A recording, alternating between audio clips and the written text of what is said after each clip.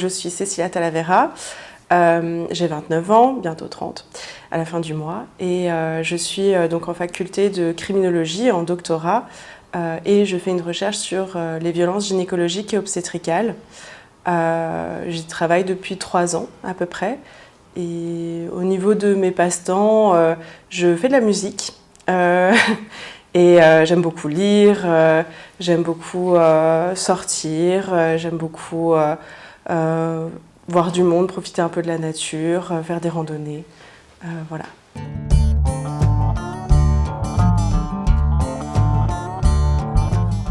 Donc à la base je suis française, donc j'ai fait une licence, donc c'est un équivalent bachelier de psychologie à Chambéry, donc c'est pas loin de la Suisse.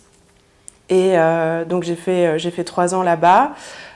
Ensuite, je suis partie au Canada, du coup, pour un certificat de criminologie, parce que, en fait, le problème que je trouvais en France, c'est qu'il n'y avait pas cette multidisciplinarité que je cherchais dans la criminologie. Si je voulais faire de la criminologie en venant de psychologie, il fallait que j'aille en psychocriminologie ou en droit, mais comme je n'avais pas fait de licence de droit, du coup, je n'avais pas accès au master droit pénal. Et donc, je voulais un peu voir ailleurs qu'est-ce qui se faisait, comment est-ce que ça se faisait, et découvrir aussi une nouvelle culture, changer un peu d'air. Donc, j'ai choisi de partir au Canada pour une année, donc en certificat de criminologie. Et après, j'ai décidé de faire mon master en Belgique pour me rapprocher un petit peu plus de l'Europe quand même. Mais c'était génial et au final, je suis très contente d'être venue en Belgique.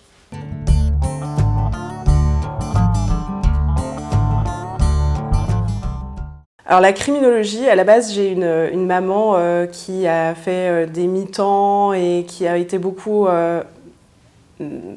qui a beaucoup été mère au foyer en fait. Et son rêve, c'était de faire du droit. Et au final, elle n'a pas pu.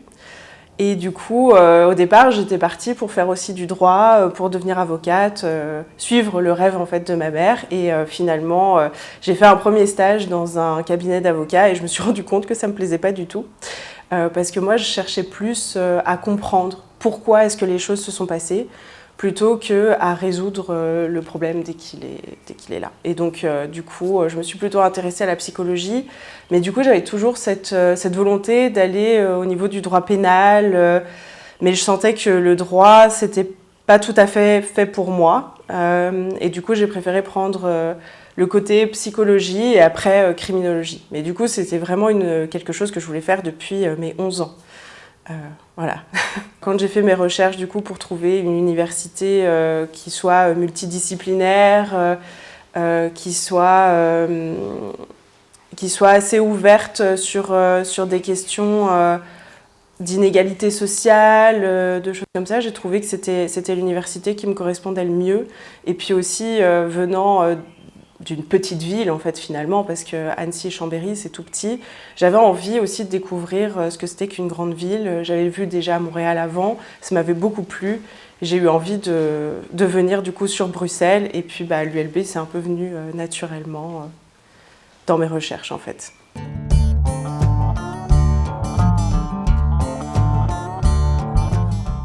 Donc ma thèse c'est sur les violences gynécologiques et obstétricales. Donc je l'ai débuté il y a 3 ans et en fait ma première réflexion ça a été pendant mon master où j'ai toujours en fait voulu travailler sur ces sujets-là, d'études de genre, de problématiques, de violences envers les femmes, etc. J'ai fait d'ailleurs mon mémoire sur les violences conjugales. Et en fait, j'avais toujours cette volonté de travailler sur ce sujet-là, des violences gynécologiques et obstétricales, parce que ma mère en a été victime quand elle a accouché de moi. Ça a été très très très difficile pour elle et c'est quelque chose qui l'a vraiment marqué toute sa vie. Et à ce moment-là, il n'y avait pas les possibilités d'en parler, il n'y avait pas de canaux vraiment pour en parler, ou en tout cas, ils étaient très peu connus. Et elle a eu très peu de soutien en fait pour résoudre son problème là-dessus et je pense que ça l'a beaucoup marqué dans sa vie et ensuite moi-même j'ai été victime de violences gynécologiques pour le coup parce que je suis atteinte d'endométriose depuis que j'ai 18 ans Et du coup, ça a été très difficile parce qu'il y a eu tout un parcours où on ne me croyait pas. On pensait que c'était dans ma tête, alors on m'a carrément sorti que c'était à cause de ma rupture, que du coup ça n'allait plus à ce niveau-là. Et du coup, ça a été très difficile pour trouver des bons gynécologues qui voulaient vraiment prendre la question à bras-le-corps, qui voulaient trouver des solutions et qui n'estimaient pas que une femme qui a mal, c'est normal pendant ses règles, c'est normal. Non, c'est pas normal, et je pense qu'il faut vraiment qu'on arrive aujourd'hui à se rendre compte qu'il y a beaucoup de choses qui sont considérées comme culturelles et vraies, alors que c'est faux. Le fait d'avoir mal pendant ses règles, c'est pas normal. Et donc, commencer en fait à poser ces questions-là de violence gynécologique, ça permet aussi de remettre en question en fait les a priori qu'on a, que ce soit sur la sexualité des femmes, que ce soit sur la sexualité même en général. Et donc ça me semblait important de parler de ces questions-là. Après, je me suis vite rendu compte que dans la recherche, on parlait beaucoup des violences obstétricales, donc vraiment l'accouchement, le suivi de grossesse, etc., et très peu des violences gynécologiques. Et du coup, j'essaye, à travers ma thèse, même si c'est assez compliqué, de mettre un peu plus de lumière justement sur cette thématique des violences gynécologiques qui est beaucoup plus large, mais qui est aussi beaucoup plus intime, beaucoup plus cachée, parce que c'est beaucoup dans l'intimité en fait avec le gynécologue. Donc mes recherches m'ont amené à voir en Amérique latine notamment que eux étaient pionniers là-dedans, parce qu'ils ont été les premiers en Argentine, notamment au Mexique aussi, à reconnaître en fait ce fait qu'il y a des violences gynécologiques et obstétricales.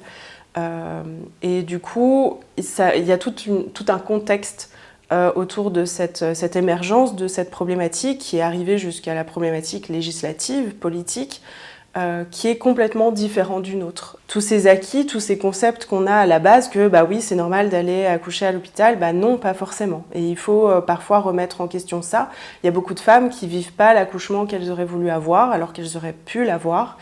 Et remettre en question tout ça, permettre aussi que les gynécologues se posent des questions sur leur propre profession, en fait. C'est hyper utile.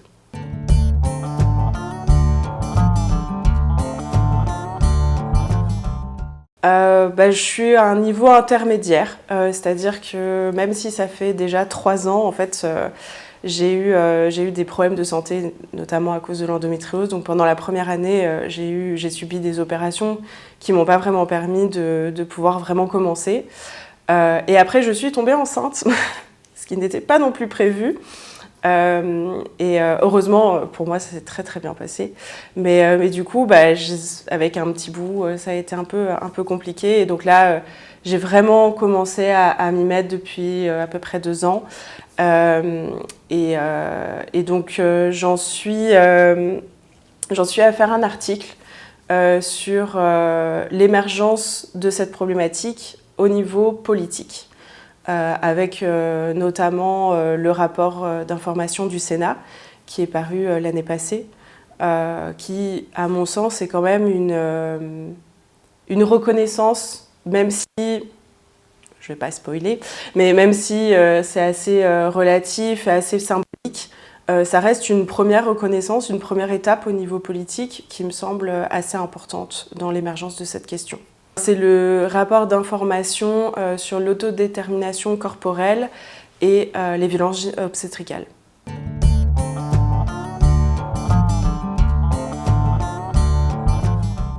Alors non, j'ai pas de financement pour mon doctorat et du coup je cherche un emploi. J'aimerais bien du coup pouvoir travailler dans la recherche en tant qu'assistante scientifique sur des questions d'études de genre parce que c'est vraiment là-dessus que je me suis spécialisée. Maintenant, je suis ouverte aussi à d'autres projets ou alors peut-être avoir un poste d'assistante à l'université, ça serait aussi génial.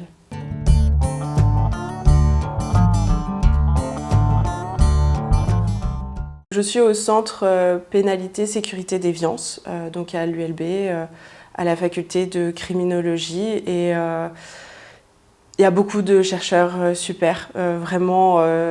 J'ai rencontré des personnes absolument géniales, même pendant mon master. Ce que j'aime beaucoup, c'est qu'il y a quand même des petits événements qui sont faits pour essayer qu'il y ait une coordination, parce que c'est vrai que n'ayant pas de financement et n'étant pas assistante, je suis très peu à l'université en fait finalement. Mais avec les midis de la recherche qui sont proposés, les matinées doctoraux, c'est super de pouvoir rencontrer en fait d'autres doctorants, mais aussi avoir des avis de professionnels. Parce que par exemple, les midis de la recherche, des doctorants comme moi qui sont quand même au début de leur thèse, peuvent quand même poser des questions, avoir des avis différents de leurs promotrices, promoteurs, de leur comité d'accompagnement. Et du coup, ça peut permettre aussi un souffle, de pouvoir poser des questions à d'autres professionnels qui connaissent peut-être un peu moins le sujet, etc. et d'avoir leur avis. Ça m'apporte un soutien énorme parce que du coup, mes promotrices viennent de ce centre-là. Il y a aussi tous les autres professeurs qui sont disponibles si on a des questions, etc. Ça me permet d'avoir une assise au niveau de ma thèse qui est quand même importante parce que je sais que c'est quand même l'ULB, c'est quand même une très bonne université. Ce centre de recherche, il est quand même bien reconnu. Et du coup, pouvoir faire ma thèse dans ce centre de recherche-là, c'est aussi une chance pour plus tard avoir un bon dossier, pour trouver un bon travail et réussir quoi, dans la recherche.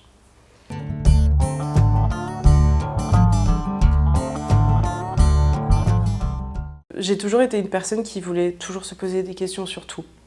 Et donc finalement, même si c'était pas forcément mon premier choix à la base, quand j'ai fait mon master ici, je me suis vraiment rendu compte que j'avais envie d'aller dans la recherche. Je me voyais pas dans un autre travail que dans la recherche. Et du coup, pouvoir avoir le loisir en fait de se poser des questions sur la façon dont on vit, la société dans laquelle on vit et pourquoi est-ce que les choses sont comme ça ou autrement, c'est hyper intéressant et c'est hyper passionnant. Pouvoir aussi avoir pu choisir mon sujet de thèse de manière super libre, avoir vraiment des discussions avec les gens super ouvertes, c'est absolument génial et je me sens hyper bien.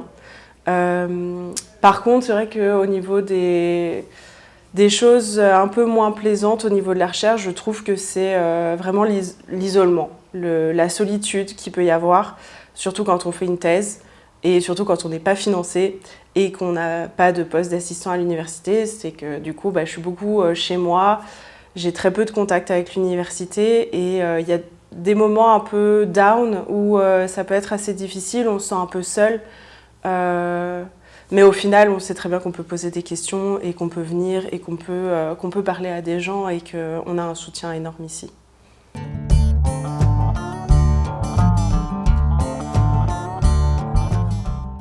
Effectivement, je ne pensais pas que j'avais 2 boulots temps plein et les 2 pas payés en plus. Mais effectivement, ça a été vraiment difficile au départ. Surtout que j'avais quand même cette vision, j'avais pas envie qu'elle soit à la crèche trop tôt. J'avais envie et j'ai eu beaucoup de chance d'avoir du coup un conjoint qui pouvait subvenir financièrement à notre foyer. Et mes parents aussi m'ont beaucoup aidée. Donc au niveau financier, j'ai eu beaucoup de chance. Donc j'ai pu la garder avec moi jusqu'à ses 6 mois. Et après, en fait, elle a été à la crèche de l'ULB. Et là, vraiment, je remercie l'ULB d'avoir une crèche parce que sans ça, je ne sais pas comment je ferais, très sincèrement. Et vraiment, c'est une crèche géniale. J'en suis super contente. Les puéricultrices sont extraordinaires. Et j'ai toute confiance là-dedans. Et du coup, ça m'enlève d'un poids énorme la journée quand je suis en train de travailler, de me dire qu'elle est dans un endroit super, qu'elle va profiter de sa journée, qu'elle va pouvoir jouer, etc. Et que du coup maman peut se concentrer sur ses recherches. Donc ça c'est un poids en moins énorme. Et heureusement aussi il y a le papa. Et ça il faut dire qu'il fait un boulot formidable. Et du coup, il est d'un soutien énorme, que ce soit pour ma thèse ou que ce soit dans son rôle de papa. Et ça, c'est la seule chose qui m'aide vraiment à avancer, parce que sans ça, je ne sais pas comment je pourrais me débrouiller.